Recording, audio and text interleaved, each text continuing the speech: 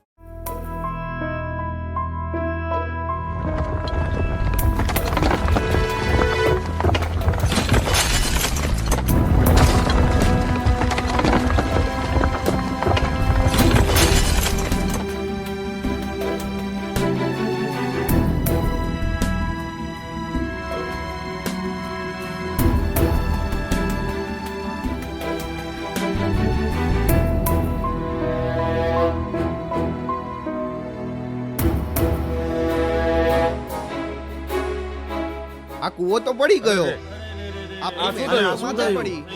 કૂવો તો પાછો પડી ગયો.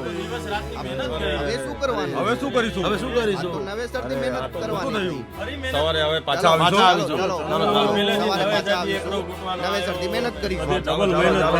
ભગવાનને જે ગમ્યું તે ખરું. નવેસરથી મહેનત કરીશું. ભાઈ લાલજી, હા ભાઈ, જો આમ ઘડી ઘડી કૂવો પડી જાય તો આપણે હવે શું કરીશું? કોઈના ધ્યાનમાં હોય તો ઉપાય બતાવો. હા, તલોદમાં એક લક્ષ્મી શંકર નામના બ્રાહ્મણ મહારાજ છે. એમને મળીને વાત કરીએ તો કંઈક રસ્તો નીકળે. હા, મહારાજને મળવું જ હોય તો ચાલો જઈએ. તો પછી કેની વાટ જોવો છો? ચાલો હમણાં જ તલોદની વાટ પકડીએ. બરોબર ને નાનભાઈ, લાલજી બાબા? ચાલો હા હા, ચાલો ચાલો, મહારાજને મળવા જઈએ. ચાલો.